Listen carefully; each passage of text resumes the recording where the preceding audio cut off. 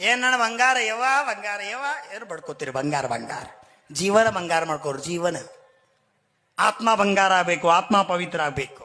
ಅದಕ್ಕ ನಮ್ಮ ಆಚಾರ್ಯ ಹೇಳ್ರು, ಪಾಷಾಣೇಶು ಯಥಾಹೇಮಂ, ಕಲ್ಲಿನೊಳಗೆ ಯಾವ ಪ್ರಕಾರ ಬಂಗಾರದ, ದುದ್ಗಮದೆ ಯಥಾಘೃತಂ, ಹಾಲಿನಲ್ಲಿ ಯಾವ ಪ್ರಕಾರ ತುಪ್ಪದ, ತಿಲಮದೆ ಯಥಾ ತೈಲಂ, ಎಳ್ಳಿನಲ್ಲಿ ಯಾವ ಪ್ರಕಾರ ಎಣ್ಣೆದ, ಕಾಷ್ಟ ಮಧ್ಯೆ ಯಥಾವಣ್ಣಿ, ಕಟ್ಟಿಗೆಯೊಳಗೆ ಯಾವ ಪ್ರಕಾರ ಅಗ್ನಿ ಅದ, ಪುಷ್ಪ ಮಧ್ಯೆ ಯಥಾ ಖುಷ್ಬೂ, ಹೂವಿನೊಳಗೆ ಯಾವ ಪ್ರಕಾರ ಸುಗಂಧದ, ಹಂಗ ನಿಮ್ಮೊಳಗ ದೇಹದೊಳಗ ಆತ್ಮಾರೂಪಿ ಪರಮಾತ್ಮ ವಿರಾಜಮಾನದಾನ. ಇದ್ಯಾರು ಅಲ್ಲಗಳಿಗೆ ಸಾಧ್ಯ ಇಲ್ಲ. ಹಾಲಿನೊಳಗ ತುಪ್ಪ ಹೆಂಗದ ಹಂಗ ನಮ್ಮೊಳಗ ಆತ್ಮ ಅದಾನು, ಹೊರಗೆ ಎಲ್ಲೂ ಇಲ್ಲ, ಸಿಗ್ಲಿಕ್ಕೆ ಸಾಧ್ಯ ಇಲ್ಲ. ಧರ್ಮ ತಿಳ್ಕೋದು ಬಹಳ ಈಸಿ ಅದ.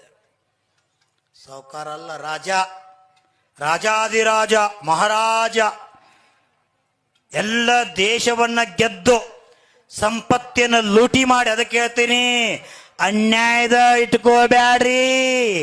ಯಾರ ತೇಕ ಅನ್ಯಾಯದ ಹಣ ಇರ್ತದ ಹೊಟ್ಟಿ ಚವ ಚವ ಚವ ಚವ ಚವ ಕಡಿತದ. ಮಹಾರಾಜ್ ನನ್ನ ಹೊಟ್ಟೆ ಬಾಕ ಅನ್ಯಾಯ ತಿನ್ನತ್ತ, ಅದಕ್ಕೆ ಹೊಟ್ಟೆ ಕಡಿತೈತಿ. ಅನ್ಯಾಯದ ಹಣ ತಿನ್ನಬ್ಯಾಡ್ರಿ, ಹಳಸಿದ ಅನ್ನ ತಿನ್ನಬ್ಯಾಡ್ರಿ.